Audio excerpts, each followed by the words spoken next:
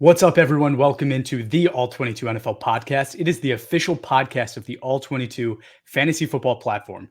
This is the only platform with full 53-man rosters, which includes offensive linemen, where you get to choose personnel packages and have access to PFF grading and advanced stats to make decisions each week.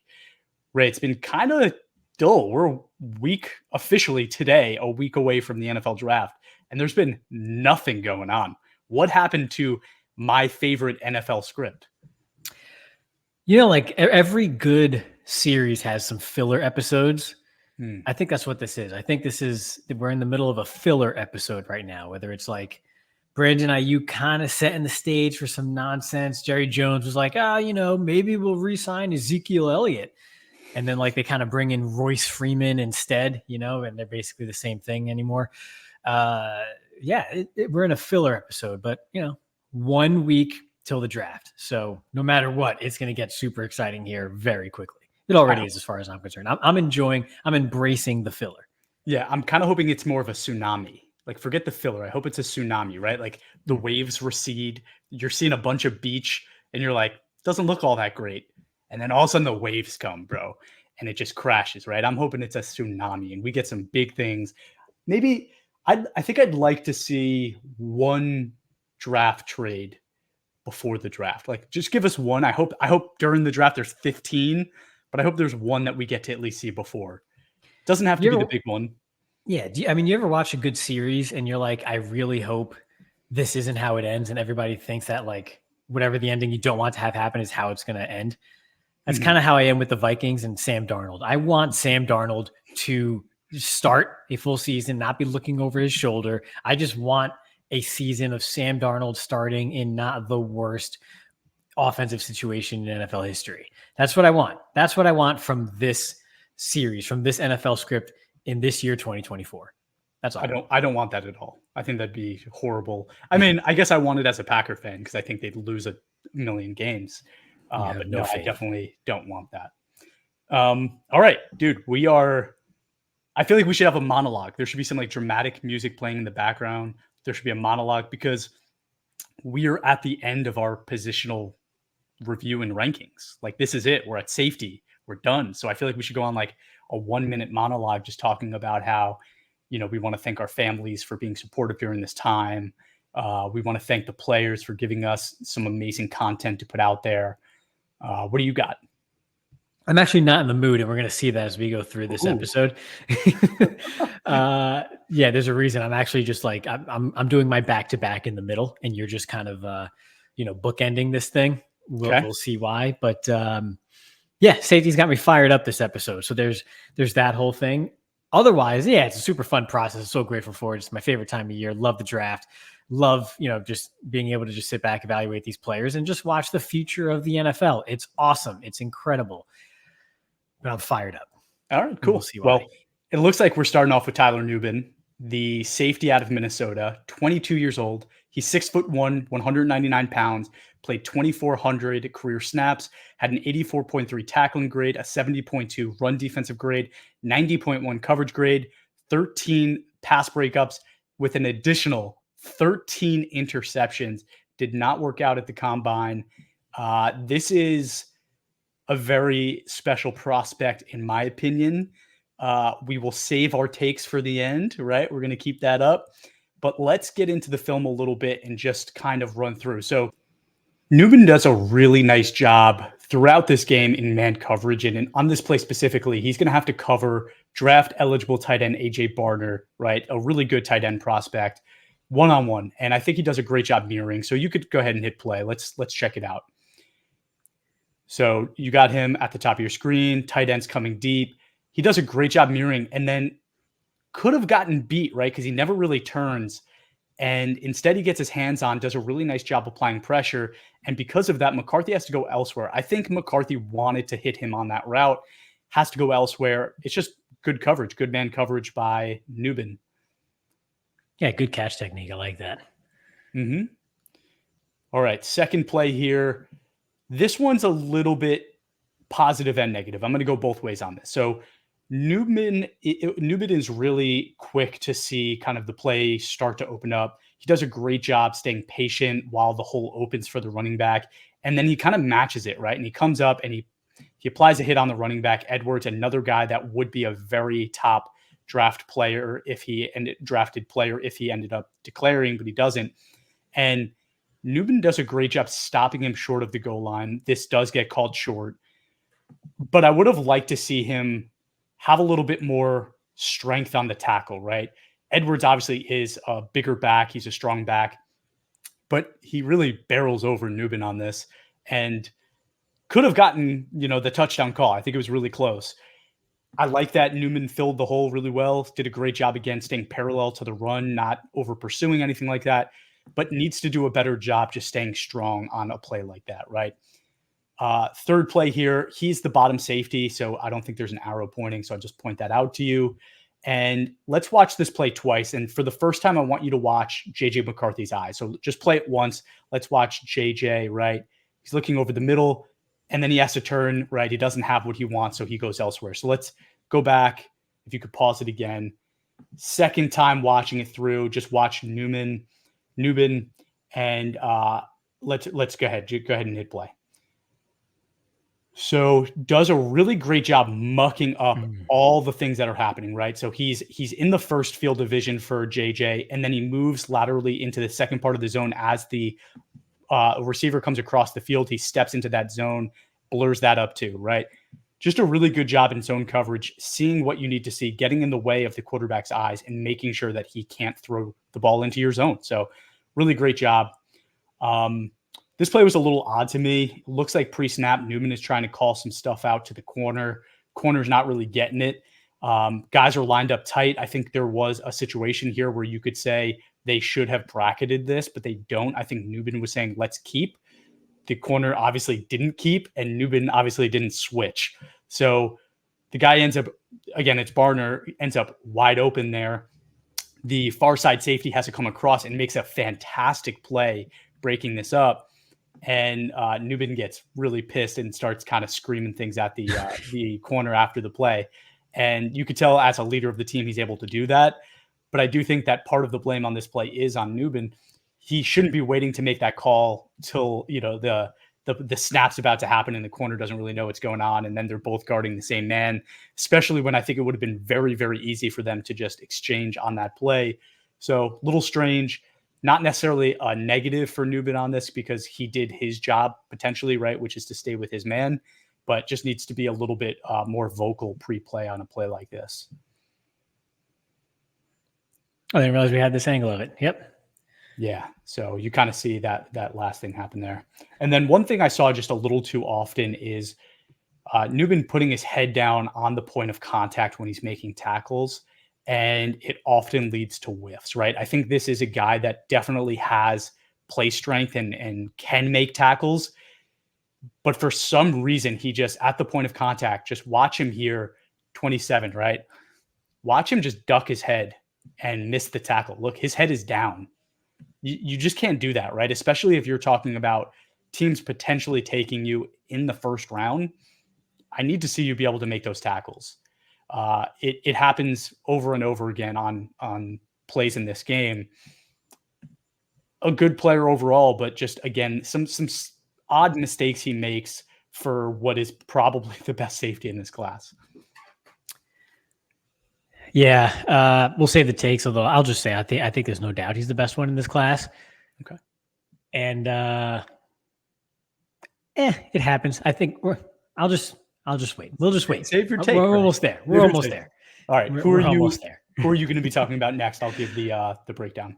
Cole Bishop, which a lot of people like, and he's kind of a pet cat for a lot of guys. So why don't you go ahead, shout him out, and we'll go from there. Cole Bishop out of Utah. I don't have his age because for some reason Utah players weren't available. 6'2", 206 pounds. His 2023 numbers were the only numbers available to me. So he played 587 snaps, had a 67.5 run defensive grade, 60.9 coverage grade, 2 pass breakups, 2 interceptions, ran a 4.45 with a 39-inch vert and a 10.4 broad. That's all I got on him. Yeah, he's he's not the guy that got me fired up. I'm just gonna say that. All right, he's not the guy that got me fired up. So let's get that out of the way now. He's a feisty player, I'd say at the very least. You like his mentality. I like to see how he plays the game. But rough around the edges, which I feel like is the story of the safety class. And we'll just get right into it here. First play against Oregon, which, by the way, it is such a chore to evaluate defensive guys against Oregon in that offense. And that's not a dig at Oregon. It's if they're doing their job. It's just they make it tough, man. They really do. They make it easy for themselves and tough on everybody else, which is what you want if you're an Oregon fan. So in any event, we're going to start here. He's lined up in the slot. Following motion here, number 8 on your screen, white sleeves. And so, again, he's just going to chase the play all the way down, kind of not avoid, but really play through the contact of the block here on the opposite field and go ahead and make the tackle in pursuit. So, again, you mentioned a lot sideline to sideline. And when people think about safeties, they think about that in deep coverage, which, of course, is probably paramount in today's NFL. But he's showing that in the run game too, following the motion across, which is a staple in a lot of offenses today, and going ahead and, making the play himself. They probably had enough for a first down there if he doesn't nip that in the bud right away, calls it out and then just pursues inside out and, doesn't make great contact because of the blocker in the way there, but goes, does enough to make the play. Again, lined up in the box here. He is basically a linebacker on this play as they bunch it up here. And what we're going to see again is what I like here is just patience, right? He kind of takes away the back here in the flat, and he's going to be put in conflict by Bo Nix rolling out of the pocket and being a threat with his legs. But again, stay sticky, plasters onto the back until Nix just kind of runs out of room and lets his teammates pursue the play and use the sideline as an extra defender and just sort of squeeze Bo Nix to finally throwing that pass away. So it's subtle, but it shows a good feel for the game to just, again, do your job. Sometimes you try to do too much, and that's when you get in trouble. If he had triggered to the quarterback or maybe turned his back, that would have allowed Bo Nix to make a quick decision to either throw or head upfield right away. Instead, he stayed patient and just let the flow of the play kind of play itself out. And from there, he was able to get a little help from his friends. Another snap where he's lined up in the box again, basically. And so here we're going to see just a quick speed option here. And what I like about this play is he's just, again, relentless in his pursuit. Just watch him just push his own teammate out the way. Like, hurry up, get to the play. I'm not going to stop or slow down for anybody else. I'm getting to the ball. So either you get to the ball or I'm going to get you too. So again, anything in his path, he's going to knock out. I like the way he's playing this game here. I just like how he plays football. Again, he's pursuing and get out of the way, dude. I'm trying to make a play here. And then here we're going to see him in deep coverage. And this is where you start to see just those little things that you want to see more of. And it kind of leaves you wanting for just a bit more. So again, he's going to be playing a deep half here, safety at the top of your screen. It's going to be a corner to the tight end. I think you might have shown this play for Bo Nix back in the quarterback episode. I don't recall, but in any event, Nix is throwing the ball into the slot against the cover 2. And I want you to send that tight end to the shadow realm. I'm sorry. That's a ball that was up in the air. He extends his frame. His torso's wide open. First off, at least separate him from the ball. And secondly, make him feel it. I don't want the receiver to just end this play standing up with the ball in his hands for a catch. Like I'm sorry, that I need to see more pop from my safeties. That should have been a kill shot. And instead it was just a ho-hum completion. Everybody just gets back up and just goes back to the huddle. I want to see more from that. You're physical. You're good in pursuit. You're tough against the run. Make them feel it, right? This is you want them to fear either going across the middle or trying to catch the ball away from their body. That's a missed opportunity there. Again, coming downhill, and what we're going to see here is kind of the downside of how he plays, a little bit frenetic, just gets out of position, and I think that's Bucky Irving there, just makes him miss basically twice. So never stops pursuing, but also kind of over pursues here, as you're going to see him come from the inside out, missed again, and I guess stays with the play and finally gets a little help and makes a play. But there are many times or several times on film where he just misses that first play to be made. He's just a little bit off kilter and off balance, and it costs him. So we're going to see, is this another one here? Yeah, again, just there's like 7 yards after contact because you are just a heat-seeking missile. Put your head down and just kind of get, just get out of your skis here.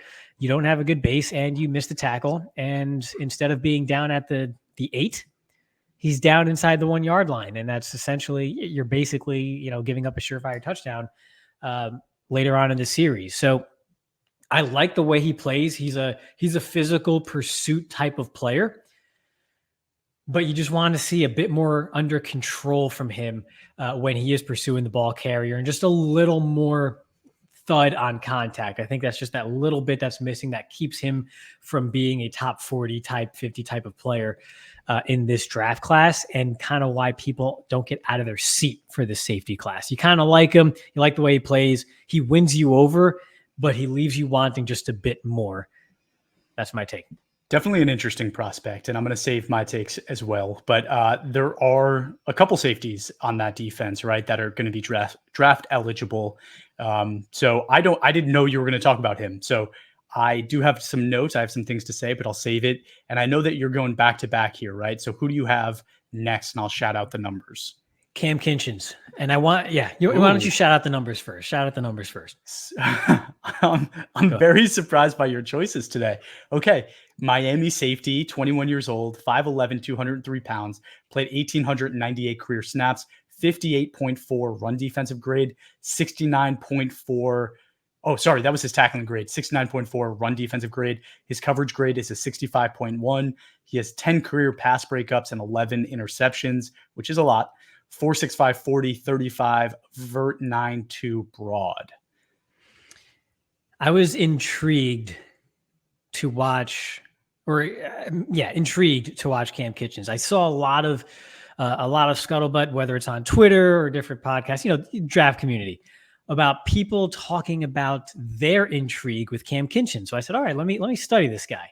Let me take a closer look, because some of the things you hear, okay, he's a bit inconsistent up and down, but he's intriguing. I go, okay, let me take a look, because this safety class is not the first position group that comes out of your mouth when you think of the strength of this draft class. And I think we talk about it a lot in all 22 in general, about how we're looking for consistency at safety. There's not a lot of good ones in this league. There's a lot of hit and miss at the position in the NFL. So it behooves us all to try to find those day 2 mid-round guys in rookie drafts to help your position, to bolster your depth chart at that spot. So I said, all right, let me watch Kam Kinchens, and I want you to check me.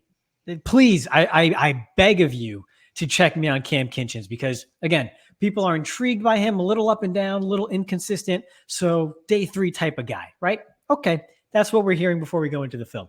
I'm just going to let this first play run. I want you to take note.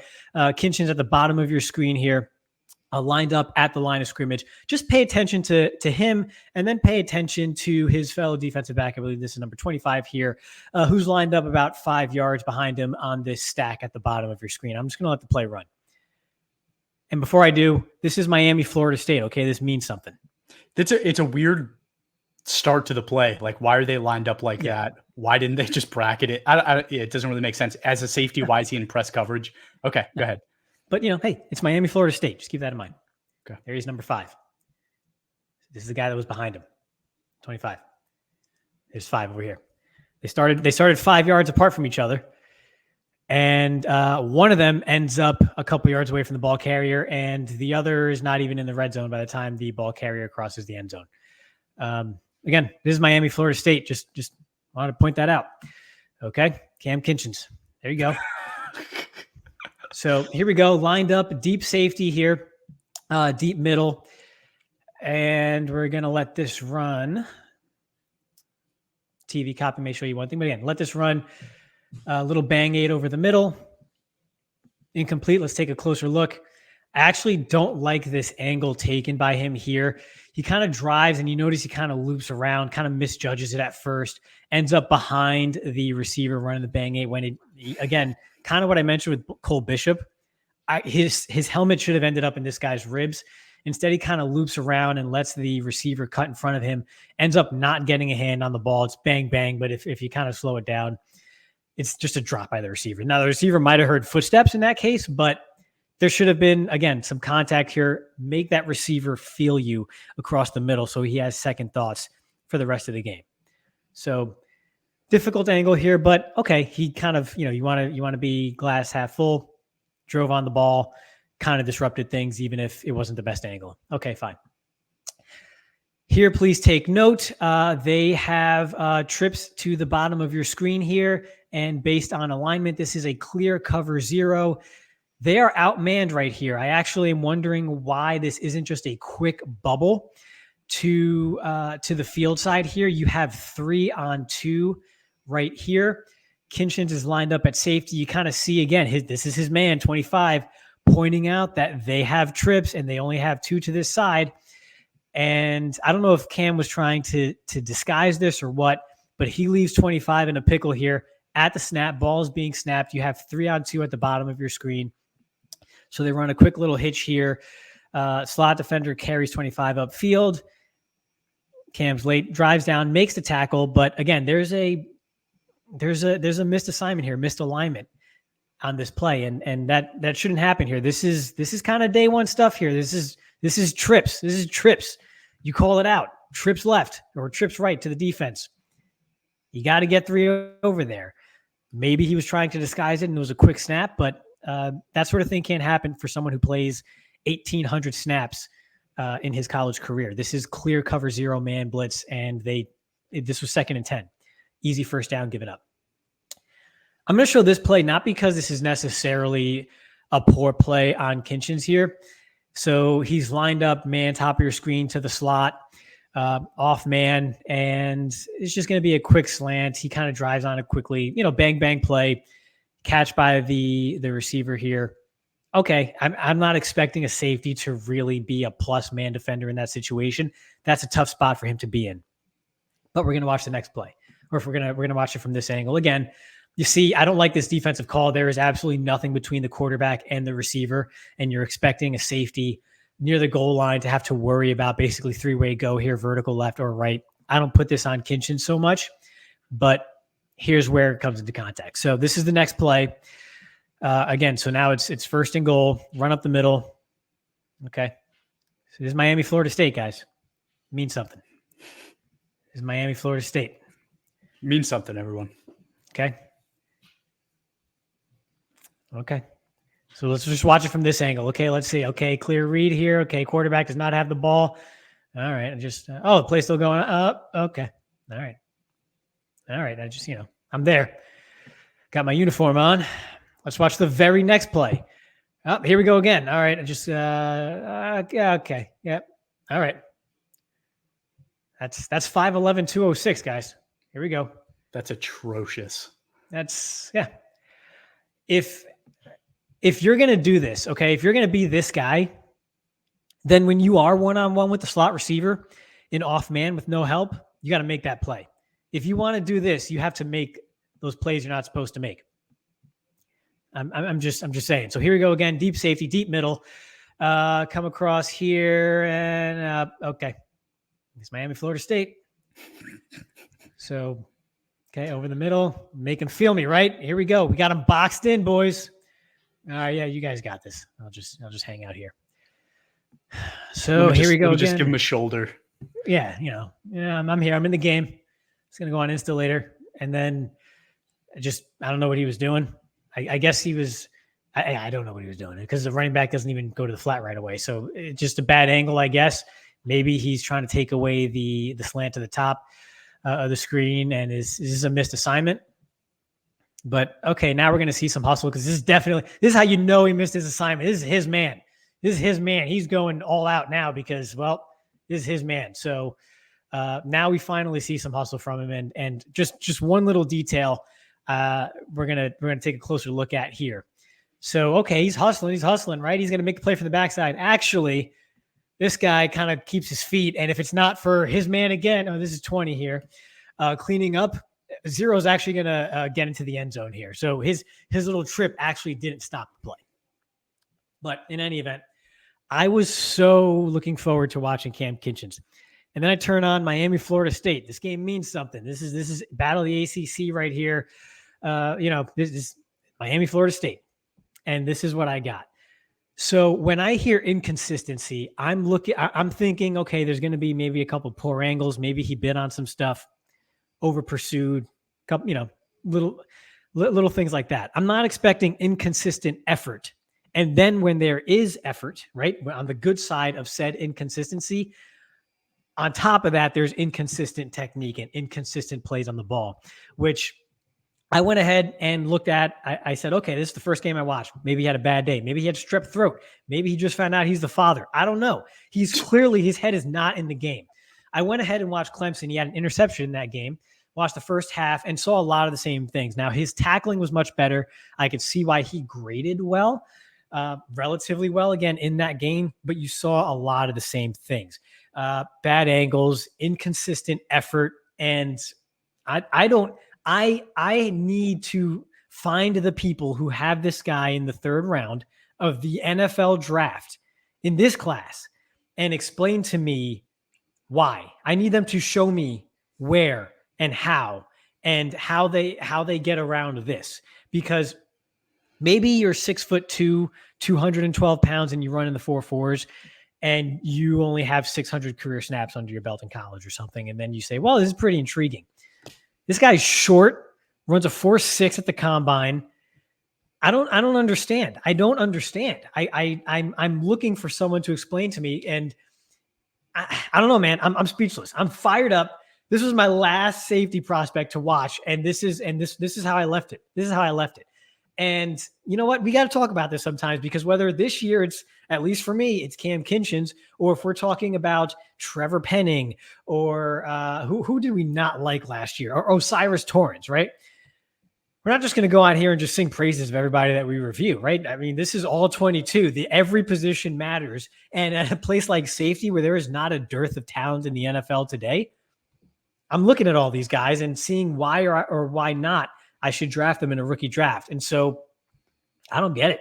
I mean, you saw some of him out. If you saw something different, let me know, but I don't get it. I don't get it.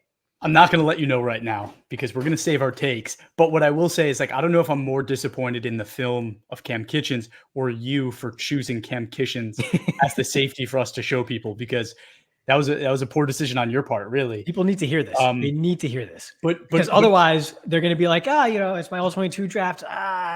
I don't know, Kam Kinchens, Miami, right? They had some great save. No, they need to see this. But they need to see this. You're right. And I think one of the biggest discrepancies, which is what we're all about, right, is that statistics lie. They tell a poor story. People look at him and say he had 11 interceptions. That's massive, and it matters. And while I agree that having ball skills as a safety and putting yourself in good position to intercept the ball matters, you are so much more than 11 interceptions, right? That's 11 plays of your film. We talked about Kam Kinchens played 1,800 or almost 1,900 snaps. So you're going to judge your entire opinion on a player on 11 plays? Absolutely not, right? That's exactly what the issue is with statistics, traditional fantasy football, yada, yada, yada. You know my spiel. So I agree with you. I think it is important to do this, but we'll talk about it more when we get to the next part. I think I'm up next, right, with Jayden Hicks. Yeah, you're next. I gotta okay. Cool off. Yeah, go take a nice bath. Jayden Hicks out of Washington State, 22 years old, 6'2", 211 pounds. I only have his 2023 numbers, but that's a 788 snaps last year, 66.7 tackling grade, 65.3 run defensive grade, 83 coverage grade, 4 pass breakups, 2 interceptions, again, just in 2023. Did not do the 40, but had a 37.5-inch vert, 10-2 broad, 16 reps of the bench, ran a 6.88 3-cone and a 4.37 shuttle.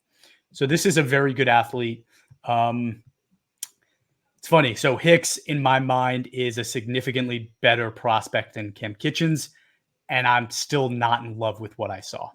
So it's going to be, unfortunately, a lot of similar stuff that we're talking about here. I think the effort issues that you just showed with Kinchens is not the case with Hicks, right? I'm not going to get into that. That's not what this guy is. But just in all, it's a little underwhelming when you're talking about potentially one of the top safeties in the draft. And this first play, Hicks is there in a deep third, and he's going to carry a receiver on a broken play. but he leaves a receiver open on the sideline. Let's go ahead and play it. So again, he's in a deep third, and he's carrying, but he just kind of leaves that guy, right? So there was an opportunity there. Let's rewind it. Let's go through it again. There's an opportunity there for, at some point, the deep middle third safety to take over the route that Hicks follows, right? And instead, he leaves the guy on the sideline to essentially be wide open, right? I understand you always want to be deeper than the deepest guy. So he's hauling ass right now, right? He says, I need to get out of here. I need to go get deep. But you have another guy. You need to trust your teammates. You have a guy sitting in that zone, and that makes you lose your zone, right? And there's a guy on the sideline, and now you have to try to get there, and you're not faster than, I don't know if that was Troy Franklin, but you're not faster than a guy in Oregon. You're just not, right? So I don't love that. Second play here is he's playing deep safety and takes a really bad angle to the ball and underestimates a receiver's speed. He constantly takes bad angles. It's just nonstop. And again, it's Oregon. This is speed, right? This is speed at its finest, but your deep third safety coming down to make a tackle means nobody's behind you. You need to take a better angle than this, right? So on film just now, if he doesn't get saved on this play, you can say that he just gave up 2 touchdowns, right?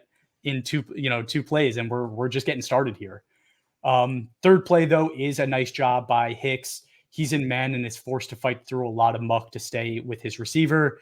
And Nix ends up extending the play, looking for the man, doesn't have him, has to go elsewhere. Play carries on. Hicks actually gets his guy to the floor. I like it, right? I like it. I'm getting winded just watching these DBs have to cover these guys for 5 seconds, by the way. It's brutal. Yeah. This is bad. So pause it here. So again, just another really poor angle. Hicks is coming off the edge. You see him kind of stepping down. There's a receiver coming wide on a motion. So you could tell he's trying to stay with that wide guy on the motion. But when you are the blitzing safety, you kind of take over that edge roll, right? Like you need to keep things inside of you. And he does that, but he's too wide. And he essentially tries to arm tackle. Go ahead, hit play. So he comes down, ends up staying wide, but like he knows that guy doesn't have the ball and he still kind of drifts with him wide. I don't really get why. And then just kind of a whiff on that arm tackle and like little robotic, right? Like look at it. I don't love that. It looks a little Jamal Adams to me, and like Jamal Adams now. Anyway, here he is again playing deep safety. Again, just another bad angle. You can see him come down here, and I just don't really know what he's watching. I think there's a little intimidation by the Oregon speed, maybe, but you need to do better than that, right? If you're going to be considered one of the top safeties in this class, coming down like that just doesn't look good, right? Like if I'm watching your film, this is the film that I would play for him if I'm a NFL GM doing my interview, right? And I'm going, what the hell happened? Okay, he's lined up as a linebacker on this next play. He's patient, but should have stepped up a few moments sooner. Ends up receiving contact. So you can see him here just kind of being too patient, in my opinion. He should have stepped into that hole that opened up. He kind of had his body turned and he kind of gets dragged, right? Like he's getting dragged by not necessarily a really big running back or a super powerful running back. Like that's, in my mind, gonna be the smallest running back you face in the NFL, and he's getting dragged by him. Don't love that. Okay, he's lined up as a linebacker again, but here he does a nice job matching the running back in space and forcing him to the sideline. Let's play it out, right? So follows, great job staying hip to hip, right? Never over pursuing, never under pursuing, stays even with the running back, takes him to the sideline, uses the sideline as an extra defender. Good job. That's what you want from your safety. Really nice job. And again, the guy's probably faster than you, so good job using the sideline. All right, same thing on this play. Tries to beat Hicks in open space, but Hicks does a nice job covering, forcing the running back to the sideline. Go ahead and hit play. So again, guy tries to break it outside. Hicks carries him to the sideline, uses it as an extra defender. Nice job. I think all in all on Hicks, right, the story is this is a guy that plays the run really well, can play the pass well, but obviously has a little bit of hesitation when he plays guys that he deems faster than him.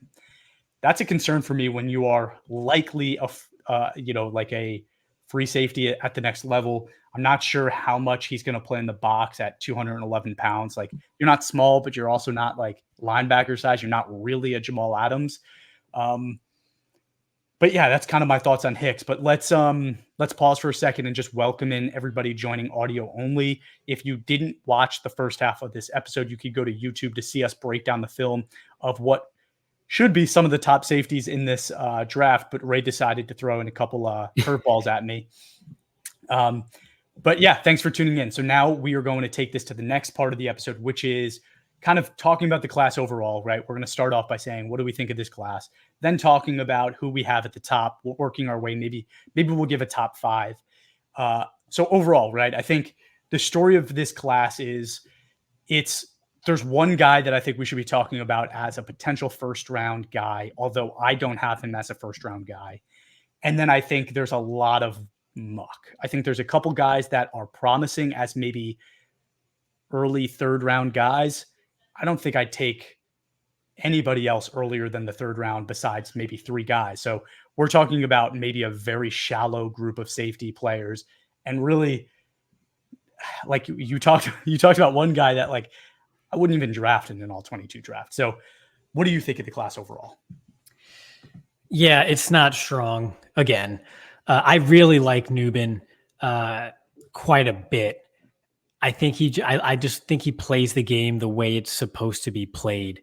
And if you're not going to be, generational athlete or once every 5 years athlete at the safety position, you got to do everything that he does well. And you have to play the game the way he does. So I think realistically it's a one safety class.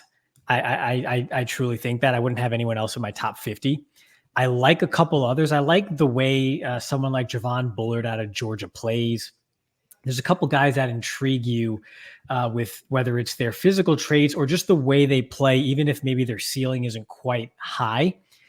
But it's not a good year to need a safety unless you're going to get the one, which in this case is Tyler Nubin, in my opinion. Other than that, I think it's a lot of late day 2, day 3 type of players. Right. And it's kind of frustrating as a Packer fan because you read these mock drafts and everybody has us taking Tyler Nubin in the first round. And just kind of going into like all 22 stuff, right? Like you're investing in these positions based on their positional value in addition to how good you think they are, right? So like investing in a safety in the first round is going to be a rare athlete for me. Like I need you to be the cream of the crop. You need to be that good for me to consider taking you in the first round. I do think Tyler Nubin's good. Do I think he's first round good, where I think he's going to be a plug-in, surefire, potential, Pro Bowl type safety? No, I don't. And on top of that, we just invested like $60-something million in another safety, right? So like, do I really want to use my offseason and my very, very valuable limited resources on paying a safety and drafting a first round safety?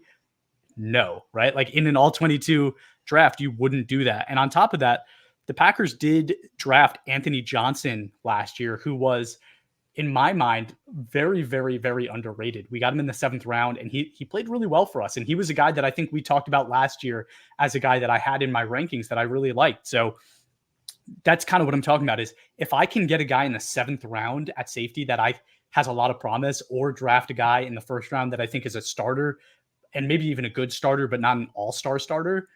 No, like I want to use that pick for offensive tackle. I want to use that pick for edge, linebacker, maybe corner, right? So like, that's kind of where I'm at.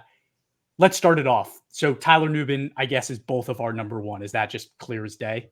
Yeah, I don't think there's anyone that really challenges him. And what I will say to your point, or maybe not to your point, it's kind of a counter to your point, but staying on the Packers for a second, as someone who invested in Darnell Savage in all 22, I think Nubin is basically the polar opposite. Like, I don't run a 4.3, but I do everything well. I have good size. And like, I don't really screw up that often.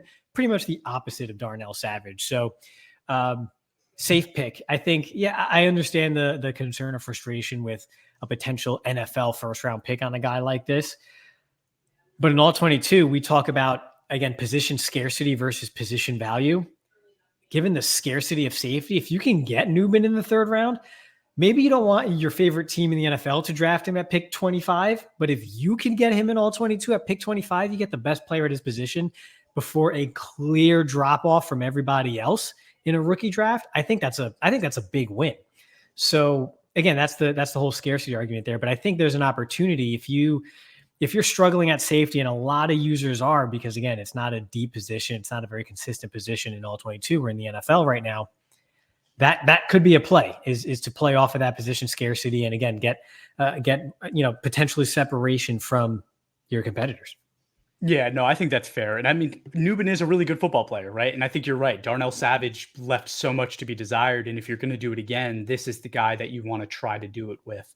I can't fathom taking him in the first round of an NFL draft. And then, so for an all 22 draft, yeah, third round, I think is probably close to where I'm taking a guy like this. To me, I probably let somebody else do it in the third, but then if he gets to the fourth, I'm jumping all over it. I think that's probably more how I think. I have him as an early second round pick in the NFL draft. I don't know what you think of that. Do you think he is a first round talent? No, I think he's early second, but I could see him going in the first because someone could look at it and say, hey, if he's my guy, he's not going to be there in the 50s. So you take him now. We'll probably talk about this more in our big board episode and in the final week leading up to the draft. But truly, there are about 18 first rounders in each class as far as how I view them, right? Obviously, there's 32 picks, but I think true first round type talents, they're about 18 to 20-ish, give or take. Maybe a great class will have 22 to 24. So he's not a top 20, top 22 player for me, but if he's 35 and you have a need and you're picking at 28, I could see someone taking him at the very end of the first or close to the end of the first. I think it's most likely he goes in the second, though, maybe top 10 picks in the second round. Okay. And then for people that didn't see the YouTube part, right? Tyler Nubin is this ball skill, fantastic range, powerful hitting type safety. I think he has a little bit of a slight frame for the amount of power that he puts into his hits, right? Like I talked about, maybe these guys aren't Jamal Adams size, but some of them play a little bit like they want to be that Jamal Adams. I think Tyler Nubin is better than that from a pure deep safety perspective. I think he could probably play both safety positions. I think he has some shades of Eric Berry to him, right? I don't think he's that high I wouldn't grade him that highly. Like Eric Berry was truly special, but I do think he has a lot of similarities to his game in terms of does everything really well, plays the run hard, ball skills, range, high level, right? So I really do like him as a prospect. So I don't want to, I've been knocking him a little bit too much in my opinion. I do think he's good. The second guy on my list, the reason I was so upset that you reviewed the guys you did is because we didn't talk about the guy I had second. My guy is Javon Bullard. I knew you were going to go there. There was some trouble with the Georgia film. Just FYI. So okay, so that's why. So since we didn't talk about him, I'll just quickly go through it. 21 years old, 5'10", 198 pounds, played 1,300 snaps. Pretty good grading, right? I think his best thing was his coverage skills, 88.4, had 10 career pass breakups, 4 interceptions, and ran a 4.47. Javon Bullard is this speed range safety with fantastic cover skills, but he is small, right? I talked about 5'10". He is small, probably limited to the free safety position. And in a class where it's really not that deep, I think he is the second safety to go, right? And I don't think that's necessarily a negative. I have little bit of Antoine Winfield Jr. vibes when I watch his film. I like him. I do like him. And that's kind of what I'm talking about. Like, do I want Nubin at the end of the first round or Bullard at the end of the second round, right? And I think in my mind, it's give me Bullard at the end of the second round, right? So that's kind of where I'm at. Is he also your second?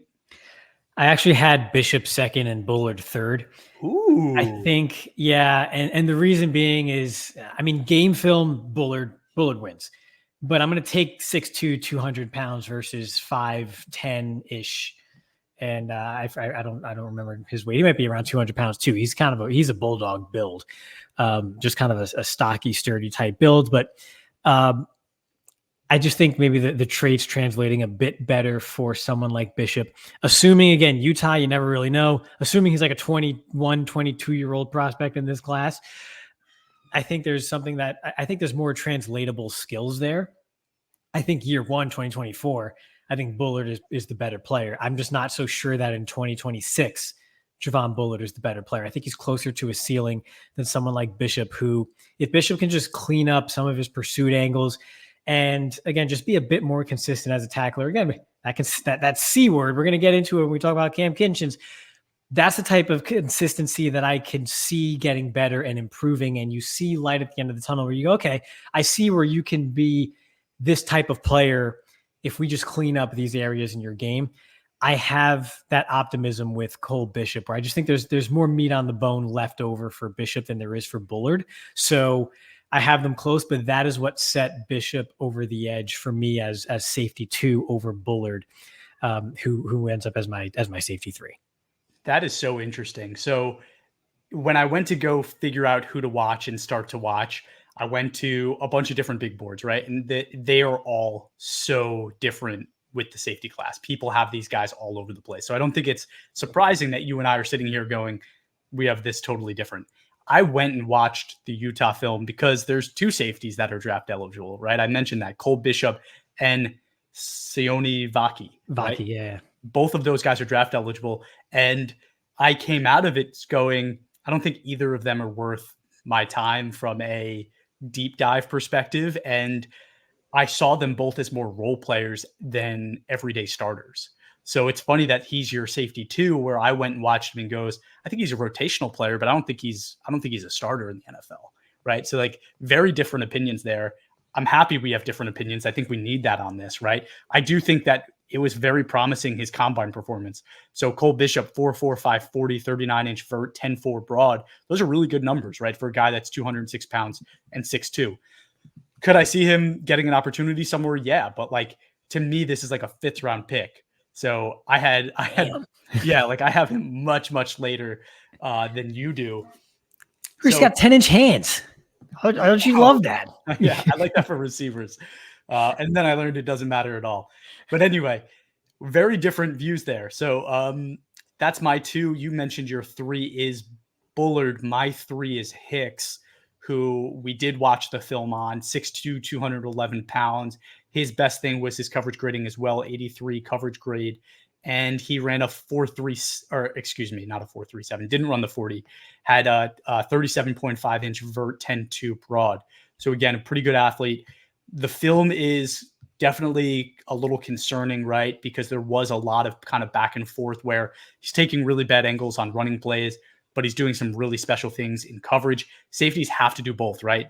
It's one of those positions like tight end where you need to be good in the run. You need to be good on passing plays. You need to be able to take on blockers like a linebacker. You need to be able to run with some of the fastest guys in the NFL. I think Hicks is definitely going to struggle with the run aspect of his game and his position, but he's going to do a great job with the coverage part. I think he has really good range in coverage. I think when he does come downhill and fill well, he does a good job, but it's really the lack of an elite vision at times that I think limits him when he is coming downhill. So that's going to be a concern. I have Hicks as a late 3rd round pick. So these safeties, I have one basically per round right now with Nubin being maybe that end of the 1st, early 2nd, Bullard being that late 2nd, and now Hicks in the 3rd. Where do you have Hicks? So Hicks is not my safety 4. He's my safety 5. My safety 4 is actually Bo Brady out of Maryland. Feisty player. He's got good size. I don't think he's super fast or rangy or anything like that, but I love the way he plays. And I feel like in this class of safeties, that's kind of what's separating these guys from me. It's like, I like the way you play. You don't have this next level ability. You're not jumping out of the gym and just popping off the screen with how you move. But I like the way you play. You're feisty, you're tenacious. You're not scared to line up in man coverage and like bump and run man coverage to the field, even if you're clearly outclassed athletically against a receiver from Ohio State. That's Bo Brady. He just gets after it. So I have him as my safety 4. As it goes for NFL draft sort of areas where they end up, I have, again, Nubin like top of the 2nd. At this point, Bishop I have in the middle of the 3rd. Bullard late 3rd or early 4th. I would have then Brady like late 4, early 5 at that point, and probably more so the the fifth round end of that, the back end of that. Just because, again, I'm kind of a traits chaser, and it's just one of those deals where you get to a certain point in this class, and I think Brady is probably that cutoff where it's late in the class, and I'm just going to start looking for a trait that I like and see if I could lean into that. Like, there's probably some safety from Cal Poly or something that's 6'2", 198 and runs like a 4.39, but that doesn't really read well or anything like that. Doesn't have great steps or take good pursuit angles or anything. But I'm going to take a flyer on that. I'm going to, stick him on my punt coverage units for a while, have him be a gunner and wreak havoc that way, and see if I can work him into a player on defense at some point in a couple of years. Because, what are you chasing at this point? Once you're in late day 3, what are you going for, really? I'm a traits chaser at that point. So I think Brady as my safety 4 is kind of the cutoff there. Mm-hmm. And yeah, after that, I'm what is like scraping the bottom of the barrel or whatever it is for just a trait that I like.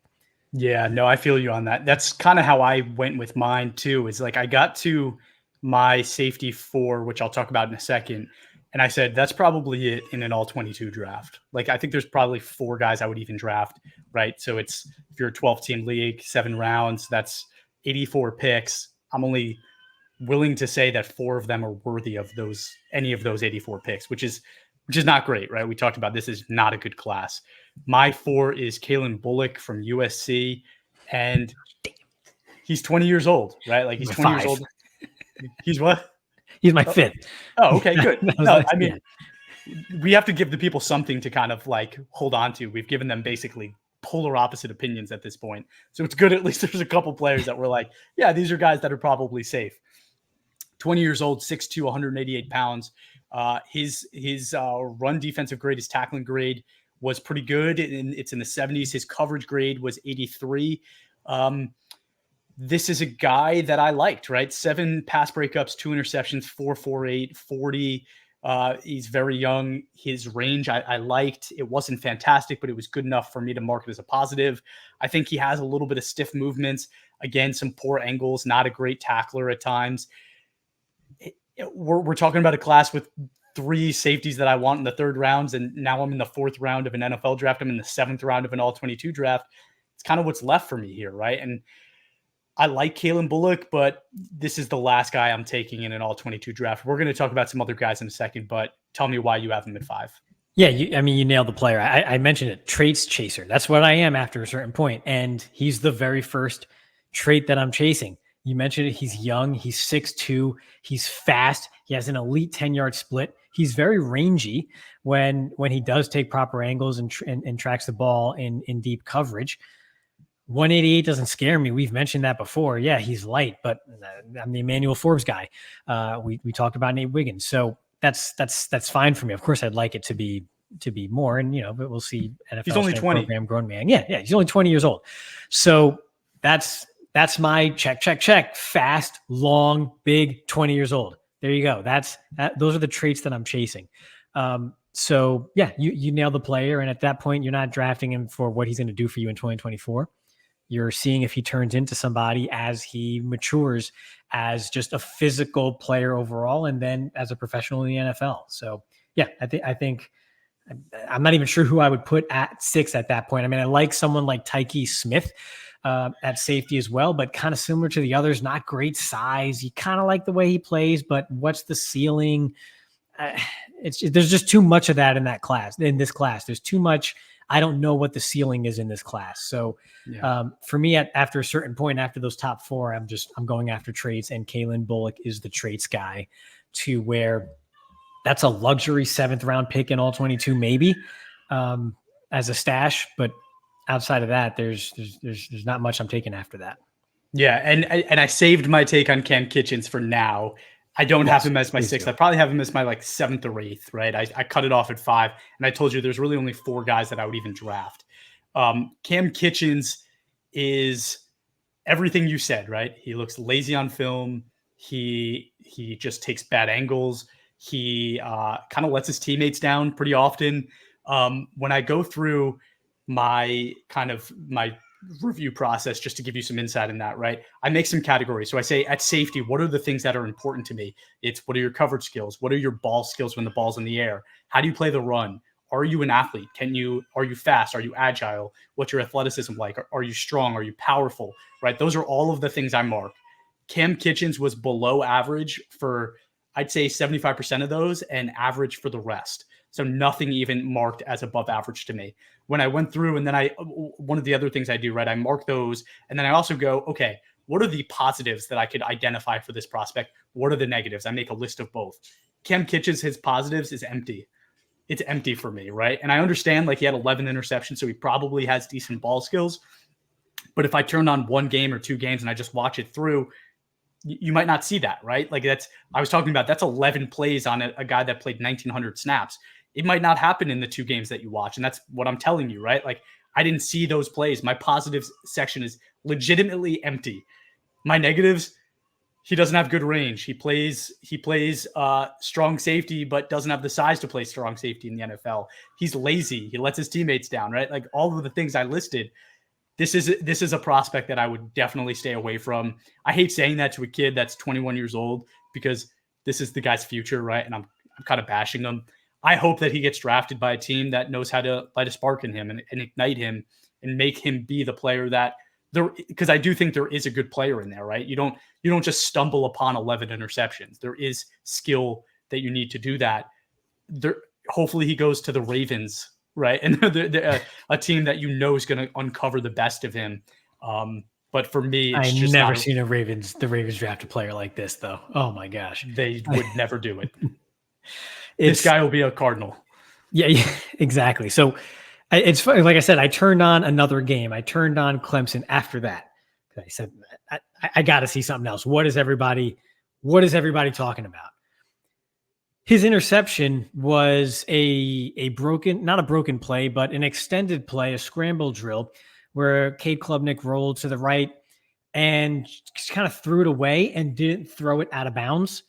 And Kinchens just kind of fair caught it on the sideline. Like it was just a duck that was overthrown in no man's land that didn't get out of bounds, and Kinchens just caught it. And I was like, okay, that doesn't translate. I mean, at least for once he kind of flowed to the ball during the play, and voila, look at what happens when you try a little bit.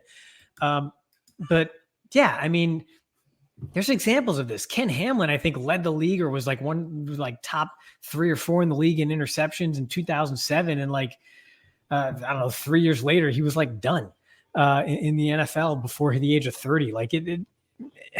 There's, like you said, it's 11 plays out of 1,900. It's literally less than 1% of his plays. And so again, I hear inconsistent, I see inconsistent, I see up and down, and I see 11 interceptions, and I'm expecting someone who's aggressive to the ball and maybe over aggressive. And that's why they're rewarded with some big plays, but then also some backbreaking misses or something. And you go, I can work with this. I can maybe dial this back a bit. You turn the knobs, you round them into form, but that's not what it is at all.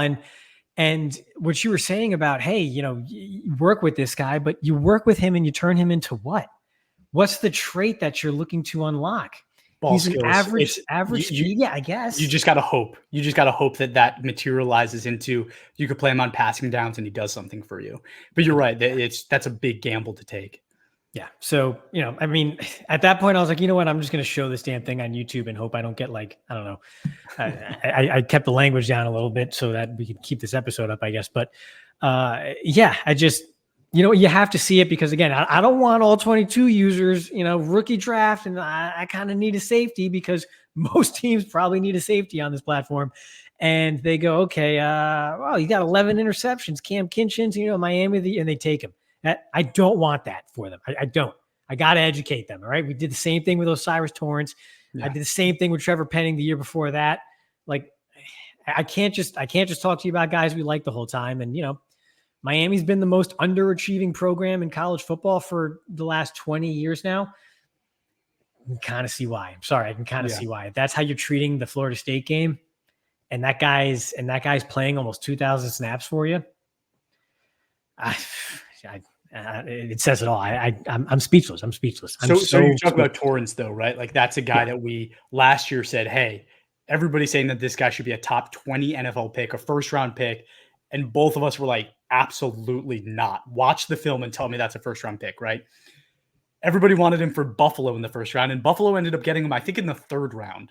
That made sense to me, right? It's like at that point, okay, that's fine.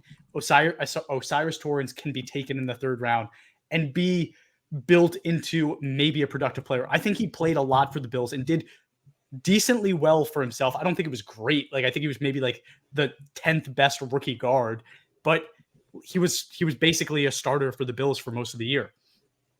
That's okay. And that's kind of what I'm talking about with Kam Kinchens being like, if he goes to the right team in the 7th round, not the 3rd round, that's okay. He might end up being okay. It all matters, right? So what we're doing today is really just saying, like, where do they rank? How would we take them? Where would we take them for them to be successful? In an all-22 draft, I wouldn't. But in an NFL draft, if you're telling me I could get this guy in the 7th round and take a chance on him being a playmaking, pass game safety, fine. I'm okay doing that. But turning the attention now to kind of the all-22 era, I think it's important to look at it that way too, because I'm talking about Tyler Nubin as a late first-round pick, early second, but the safety position just hasn't really been that good in general, right? We've talked about that. But Kyle Hamilton was my first on the list. He was a great player. He's doing great. Makes sense. Winfield Jr. was my number 2. I have Nubin right behind those two guys. I think Winfield Jr. was a second-round pick himself, so I don't think it's outlandish to say the 3rd best safety on my list is also a second-round pick. So I have him there, Nick Cross right behind him, Jaquan Brisker right behind him, Brian Branch at 6, Trevor Mooring at 7, Daxton Hill at 8, and I have Javon Bullard right there at 9, and Antonio Johnson, the guy I talked about, we got in the 7th round as my 10, right? Like this is the safety position. It's a very strange thing. But just wanted to, I guess your thoughts. I know you probably didn't do it, but what do you think about Hamilton, Winfield Jr., Nubin, Cross, Brisker? So I would have had had Brisker at 1. I know everybody knows, but go ahead. Brisker at 2. Okay, Brisker at 2, Hamilton at 1. But Antonio Johnson at 10 really says it all. I don't know what else to add. A lot of people actually like Antonio Johnson. I think I took him in a couple leagues. I had some late shares of him in some rookie drafts. He's a good football player. Yeah, he is a pretty good football player. So that's it. I was high on Nick Cross. I think higher on him than you were. You had him what, 6th? I had him 4th. Oh shit! So maybe I was also 4th. Yeah, I just said that. Whatever. Where would you have Nubin in this mix? I would have Nubin above Cross at 3, probably. I guess. No, I would have had Hamilton, Brisker. I would have Hamilton, Brisker. If we're doing this right now, Hamilton, Brisker, Nubin, and then Cross. I was very high on Cross. Okay. After that, I don't really know if I like anybody else. You didn't like Winfield Jr.? I loved him. I did not like Winfield Jr. I did not. I didn't think it would translate all that well. I really didn't. So that's a clear miss on my part. So I'm not going to go back in hindsight and say, oh, I had him 7. I did not like him. The thing with him that like translates, and it's kind of like our point of this entire episode, is like he was such a high energy, like high effort player, right? And it's that translates. Like when you are athletic enough to do it, even if you maybe were in a hit in college, things translate when you at least are that high effort player. I think he was that. So very interesting that you weren't high on him. Sorry, hold on. I know who I have next. It would have been Daxton Hill and Jordan Battle. Those were my next 2. I was very high on both those guys. Daxton Hill's kind of right now. Jordan Battle looks pretty promising, but those were my next 2. So yeah, I did not have Winfield highly. And again, that's proving to be a clear miss on my part. I didn't think he would translate as well as he has. And he certainly has. Okay, cool. Well, I missed on Xavier McKinney a little bit. He was my 11th, and he's proving to be fantastic, right? And just got one of the biggest safety deals in history. Grant Delpit was my 12, Elijah Molden my 13. Then I have Jayden Hicks at 14 with Jeremy Chin at 15. Jayden Hicks being 14 just again shows that like the safety position just hasn't really been that great. We don't have like receiver. You get 6 guys every year. You're like, all 6 of these guys can make my list, and they're going to be really good football players. Where my 14th best safety, I'm saying, might be a 3rd round pick, might end up being out of the league in 6 years, but if he goes to the right situation, could be a good football player. Jair Brown didn't make your list? Jair Brown did not make my list. Damn. That's a shame. I tried to put you onto him. He went to the best place he could have ever gone. And they know safeties. Is a rotational player at this moment. Like, yeah, maybe he's a starter next year. Right now, he was rotational. He was a rookie, and he started. And didn't he pick off Mahomes? Like, what are we talking about? He didn't have a pick in the Super Bowl. Yeah, he did. Yeah, he looked great. It's my guy. So he would have been in there somewhere. Probably top 10 because I don't like most of these guys. But I think you made a really good point there about the high effort. And, I think it's just thinking out loud that probably because of the state of the NFL, unless you are Ed Reed, you're Mr. Single High, can just cover the whole field, go from the opposite hash to the sideline and have incredible range. You have to be Mr. High Effort because there's so much space and ground you have to make up. The way these offenses are structured and how they attack the defense at every level, you have to be that guy. You have to be Mr. High Energy. So I think you made a great point there in kind of, navigating this muck, if you will, of safety over the last 4 or 5 years. Maybe that's what we got to look closer at is who are the true high motor guys at this position, which normally that doesn't matter much to me because you could have a great motor, but if you don't have a good frame, all the motor in the world isn't getting around Trent Richardson when you're rushing off the edge, Trent Williams off the edge. That's not going to help you. You're just going to be, like that kid in the lunch fight with the big kid kind of holds his hand up and you're just kind of flailing your arms around. Like high motor's great, but you need traits to translate at this level. At safety, I do think you still need traits, but maybe to that end, someone like a Winfield Jr. who doesn't have the length, but has the feel for the game and is that just high effort, 100% all the time type of player. That's probably the guy who lasts long in this league and who stands out at the safety position just because of how offenses are playing. I think you might have cracked the code. I think I did. Sure. But one more kind of comment to make, which I think is really interesting. So something I do when I put together my all 22 list, era list, is I will mark players with an E that I think are elite, right? So you might be on the top 15 list, but that does not mean I think you're an elite player. It's really the top, usually maybe 1 to 5 guys that have that tag. Yeah, for example, again, like the receiver position, I might have 3 or 4 of them. I have 0 on safety. It is the only position in the all 22 era that I have 0 elite players for. 0. So even Kyle Hamilton, right? Like I liked Kyle Hamilton a lot. I thought he's a really good football player, but you're talking about Ed Reed, right? And like Brian Dawkins, like we haven't seen a talent like those guys come into the league in a very long time at safety. Yeah, some would argue that Hamilton could be in that tier. I agree with you. He's probably a tier below. Those guys were like, you just turn on the television, you go, that's the Hall of Famer when you watch those guys play.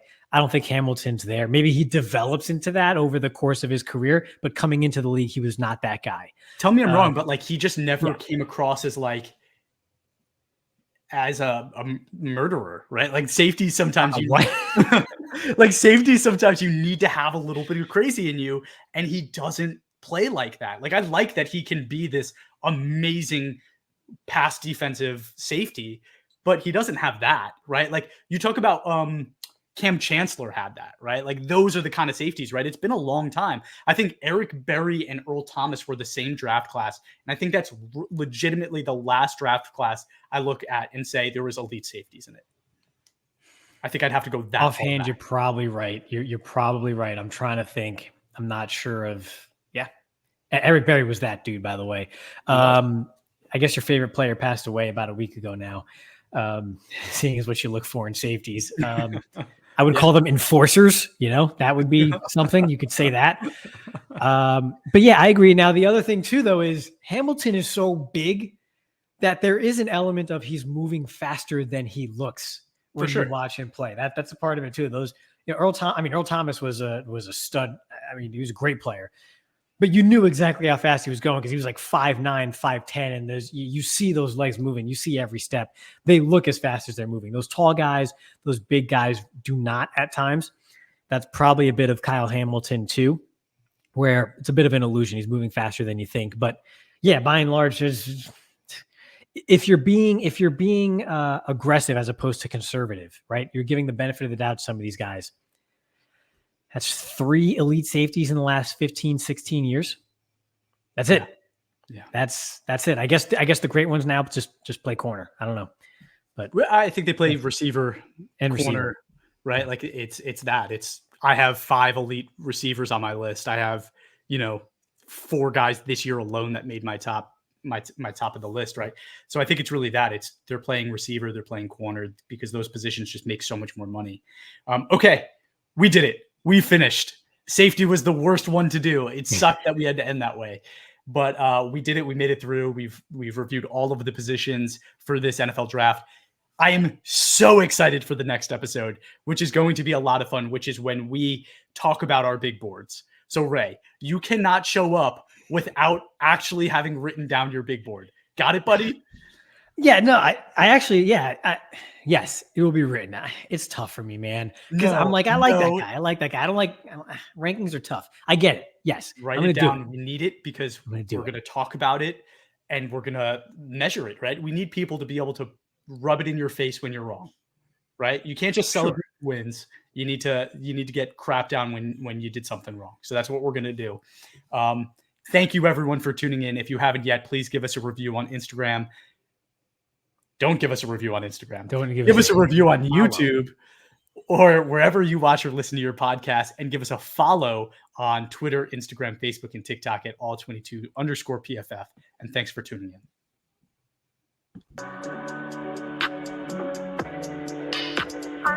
in.